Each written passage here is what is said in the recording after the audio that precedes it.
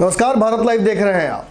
नीतीश कुमार के मंत्रिमंडल का विस्तार होना अवश्यंभावी है, क्योंकि मौजूदा स्थिति में नीतीश कुमार अगर कागज पर भी देखते हैं आप, जो मंत्रिमंडल का स्वरूप है, छोटे नजर आ रहे हैं। क्यों? क्योंकि 14 मंत्री बनाए गए थे। नीतीश मंत्रिमंडल में 14 मंत्री इस बार बनाए गए थे, जिसमें से एक मेवालाल की छुट्टी तुरंत हो गई थी। उन्होंने खुद इस्तीफा दे दिया था, कंट्रोवर्सी में उनका नाम आया था। जिसके बाद अभी जो आंकड़े हैं, इस हिसाब से 7 भाजपा के मंत्री हैं, भाजपा कोटे के, और एक मंत्री मांझी और मुकेश सहनी के। इस हिसाब से अगर आप जोड़ घटाव करते हैं तो मात्र 4 सीटों यानी 4 जो मंत्री हैं इस कैबिनेट में, वो जदयू कोटे से हैं। नीतीश कुमार की इसके पीछे स्ट्रैटेजी भी है। नीतीश कुमार को ये बात पता है कि विपक्ष 115 तक पहुंच जा रहा है अगर जोड़ घटाव करके ओवैसी की भी जो सीटें हैं उसको जोड़ ली जाए, और जो सरकार बनी है वो 125 सीटों पर बनी है। इस हिसाब से अगर जदयू के लोग नाखुश होते हैं तो विपक्ष के पास एक बड़ा अपॉर्चुनिटी हो सकता है। शायद भाजपा और जदयू के बीच वर्तमान असहमतियों के बावजूद भी सरकार चलाने का ये एक बड़ा कारण हो सकता है। ना तो नीतीश कुमार को भाजपा द्वारा लिए गए डिसीजंस पसंद आ रहे हैं, ना जिस तरह से नीतीश कुमार को कमज़ोर करने को लेकर भाजपा के अलग अलग नेता बयान दे रहे हैं ये पसंद आ रहा है। वही खबर ये भी आ रही है कि नीतीश कुमार के लिए मौजूदा सरकार को चलाना एक बड़ा प्रश्न खड़ा कर रहा है, और कहीं ना कहीं मुश्किल भी हो रहा है। लेकिन जहाँ एक तरफ भाजपा की नज़र आने वाले बंगाल चुनाव के ऊपर है और किसान आंदोलन में कहीं ना कहीं भाजपा व्यस्त है, वहीं नीतीश कुमार अपनी संख्या को बढ़ाने को लेकर और अगले चुनाव चाहे वो जब भी हो उसकी तैयारी को लेकर कहीं ना कहीं उनकी व्यस्तताएं लग गई हैं। एक बड़ी बात यह भी है कि मौजूदा मंत्रिमंडल का जो विस्तार होगा उसे जितना आगे टाला जा सके उतना टाला जा रहा है, क्योंकि इसके पीछे असंतोष भी है। जहाँ भाजपा ने अपने कई दिग्गज नेताओं को इस बार छुट्टी कर दी है, जो मंत्री पिछली बार बने थे, वहाँ असंतोष है।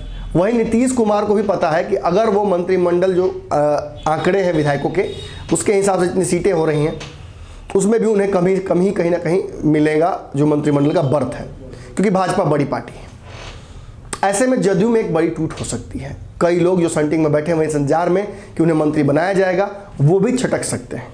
तो इसे रोकने के लिए भी मंत्रिमंडल का विस्तार फिलहाल रोका गया है। लेकिन नीतीश कुमार की एक बड़ी स्ट्रैटेजी है।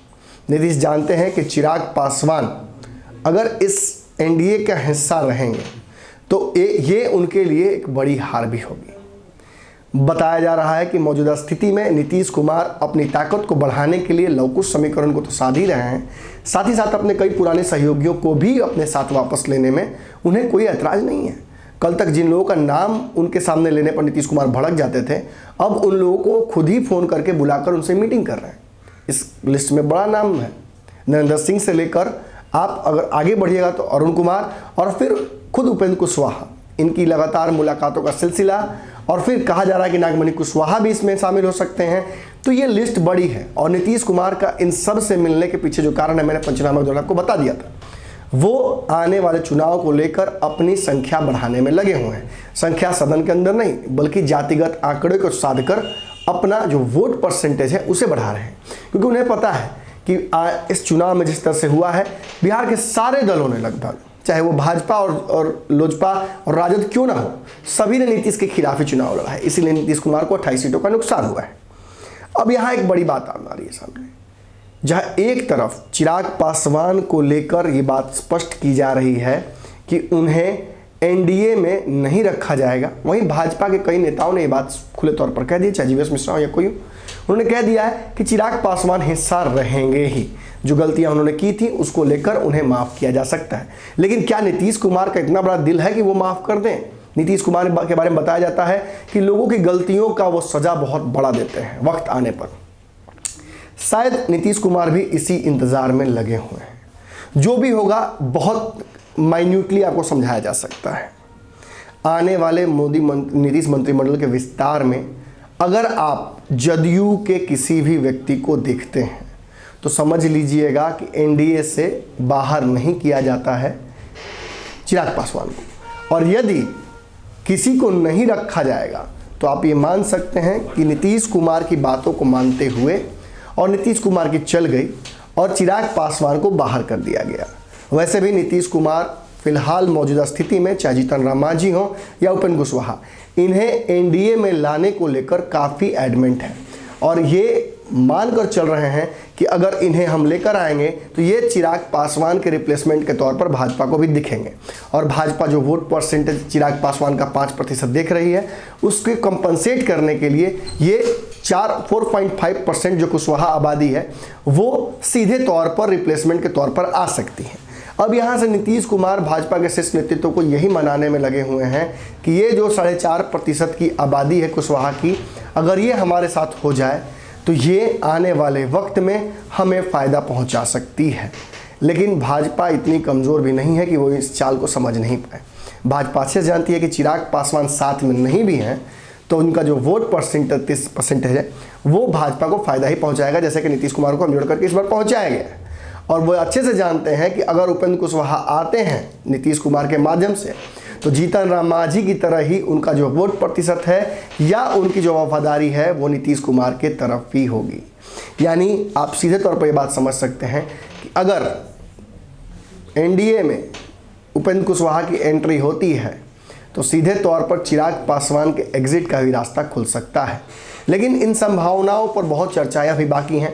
भाजपा फिलहाल अभी किसान आंदोलन को लेकर काफ़ी चिंतित है और उसकी प्राथमिकताएं वहीं तक सीमित है। ना तो नीतीश कुमार, ना उपेंद्र कुशवाहा, ना चिराग पासवान, इन सभी पर भाजपा अभी कोई चिंता नहीं करना चाहती है, क्योंकि उसे पता है कि ये एक बहुत महत्वपूर्ण बिल है जिसे पास करा लेने के बाद भाजपा की एक बड़ी जीत हो जाएगी।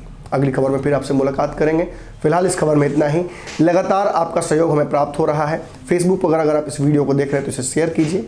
यूट्यूब पर देख रहे हो तो चैनल को सब्सक्राइब कर लीजिए और एक UPI नंबर दिया हुआ है जहां 1-2 रुपये का भी आप सहयोग कीजिएगा तो हमें बहुत अच्छा लगेगा। धन्यवाद। अगर ये वीडियो पसंद आई और वह बिहार के राजनीति और बिहारियत से सरोकार रखेनी तो सब्सक्राइब बटन दबा के चैनल के सब्सक्राइब कर ली। ओजे एगो घंटी बा, ओकरा बटन दबा देला से कुल सटीक और मारक खबर रुआ मुफ्त में मिल जाई। अगर रुआ पत्रकारिता के हमनी के नया प्रयोग में सहयोग कर चाहतानी तो ज्वाइन बटन दबा दी। पेटीएम नंबर नोट कर ली 9386816700। धन्यवाद।